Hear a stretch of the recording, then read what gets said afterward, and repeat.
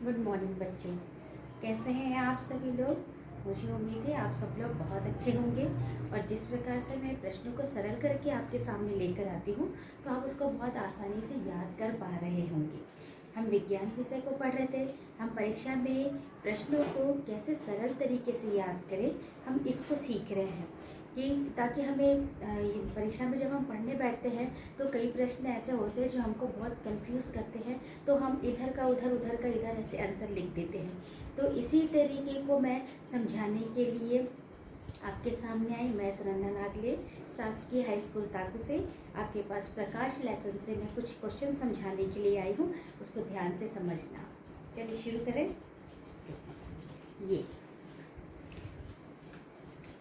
ये है हमारा आज का चैप्टर प्रकाश, परावर्तन तथा अपवर्तन। ये इसमें से प्रश्न पूछा जाता है प्रकाश का अपवर्तन, उसकी परिभाषा, उसका कारण, उसका परिभाषा और उसके नियम और ये चित्र सहित। और अगला प्रश्न आपका पूछा जाता है कि प्रकाश का अपवर्तन क्या है, उसकी परिभाषा क्या है, उसके नियम क्या है। अक्सर हम लोग इन प्रश्नों में बहुत कंफ्यूज हो जाते हैं कि यदि अपवर्तन आता है तो हम परावर्तन लिख देते हैं, परावर्तन आ जाता है तो अपवर्तन लिख देते हैं। मैं आपको ये सलाह दूंगी कि जब भी आप इस प्रकार के प्रश्नों को याद करते हैं तो दोनों प्रश्नों को ऐसे ही लिख लीजिए जैसे मैंने साथ में लिखा है। इससे क्या होता है, हमको परिभाषा में और चित्रों में हम कंपेयर कर पाते हैं और उसके नियम में भी कंपेयर कर पाते हैं और हम इसको कभी भूलते नहीं और बहुत अच्छे से याद कर लेते। अब देखो इसकी परिभाषा में आप देखो कि जब प्रकाश की किरण किसी चमकदार सतह से टकराकर उसी माध्यम में वापस लौट आती है तो इस घटना को हम प्रकाश का परावर्तन कहते हैं। अब देखिए परा का मतलब क्या होता है, हटना, मतलब दूर हटना। तो अब ये चित्र से समझिए। ये देखिए बहुत अच्छे से मैंने चित्र को शो किया है कि ये जो कोण होते हैं ये कोण होते हैं। अब चूंकि इस रेखा पर है इसीलिए ये आपतित किरण है तो यहाँ वाला कोण आपका आपतन कोण होगा। ये परावर्तित किरण है तो यहाँ वाला आपका कोण परावर्तन कोण होगा। और किसी भी लाइन पर हम एक लंबी रेखा खींचते हैं उसे अभिलंब कहा जाता है। अब हम इसके नियम की ओर चलें। देखिए इसका पहला नियम है परावर्तन कोण अपवर्तन कोण सदैव परावर्तन कोण के बराबर होता है। मतलब कि आपका ये वाला कोण और ये वाला कोण, ये दोनों कोण बराबर हो गए। अगर आपको ये चित्र याद हो जाता है तो आप इसके नियम आराम से लिख सकते। पहला ये हो गया, देखो आपका आपतन कोण और परावर्तन कोण सदैव एक दूसरे के बराबर होते हैं। अब दूसरा इसका नियम दिया है कि आपतित किरण, परावर्तित किरण तथा आपतन बिंदु अभिलंब तीनों एक ही तल में होते। तल का मतलब क्या होता है, ये चाहे आप इसको ऊपर करो, ये तल एक ही तल में। देखो अब आप देखो कि ये आपतित किरण है, ये भी इसी बिंदु पर है, ये अभिलंब है, ये भी इसी बिंदु पर है, और ये परावर्तित किरण है, ये भी इसी बिंदु पर। तो आपका दूसरा नियम आप समझ गए कि आपतित किरण, अभिलंब और परावर्तित किरण तीनों एक ही बिंदु पर होते हैं। ये समझ गए बच्चों।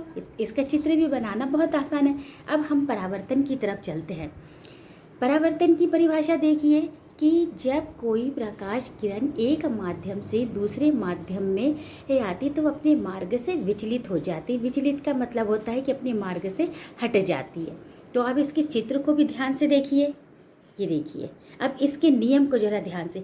एक नियम तो इसका पहले के जैसा ही है, पहले मैं उसी को बता देती हूँ कि पहले आपने ये लिखा था कि आपतित किरण, देखिए आपतित किरण, अब यहाँ पे आपने परावर्तित लिखा है पहले वाले में। ये देखिए सिर्फ इतना ही परिवर्तन हुआ है इसके सेकंड वाले इसमें, देखिए। और आपतन बिंदु अभिलंब तीनों एक ही तल में, ये वही का वही नियम हुआ, थोड़ा सा चेंज हुआ। अब पहला इसका नियम थोड़ा सा कि पहले माध्यम में आपतन कोण की ज्या तथा दूसरे माध्यम अपवर्तन कोण की ज्या जो है वो निश्चित हो, उनका मान जो होता है वो निश्चित होता है, जिसे अपवर्तनांक कहते हैं। और ये जो सूत्र दिया हुआ है इसे ही हम लोग स्नेल का नियम कहते हैं। ये वाला प्रश्न आप बहुत अच्छे से समझ गए होंगे। ये इसको जब आप परीक्षा देते हैं तो कॉपी में भी आप ना इसी तरह से इसको स्पष्ट रूप से समझाया कीजिए। अब इसी के साथ अब दूसरा प्रश्न और मैं आपके सामने लेकर आती हूँ। उसको भी थोड़ा सा ध्यान से समझना। वो भी थोड़ा सा कन्फ्यूजन वाला है, क्योंकि अक्सर बच्चे उसमें कन्फ्यूज हो जाते हैं कि हम इसका उत्तर कैसे लिखेंगे, तो वो इधर का उधर कर देते और छोटी छोटी गलतियों से उनके नंबर कट जाते। देखो अगला प्रश्न आता है आपका कि निकट दृष्टि दोष, दूर दृष्टि दोष, जरा दृष्टि दोष, कारण निवारण चित्र द्वारा समझाइए। ये अब देखो इसको याद करना कितना आसान है। यहाँ पर कहीं जगह मैंने पता लाल लाल मार्क किया हुआ है, इसका मतलब ये है कि सिर्फ इतनी ही जगह चेंज आएगा। आप अगर सिर्फ इतना याद कर लोगे, बस एक आपने याद कर लिया, तो उसमें जहाँ शब्दों में मैंने लाल लाइन खींची है सिर्फ वहीं आपको थोड़ा सा परिवर्तन करना पड़ेगा। अब देखो इसमें दिया है कि जब मनुष्य को पास की वस्तु साफ दिखाई देती है लेकिन दूर की वस्तु साफ दिखाई नहीं देती। दो जगह मैंने अंडरलाइन करी है, साफ दिखाई देती है और इसमें साफ नहीं दिखाई देती।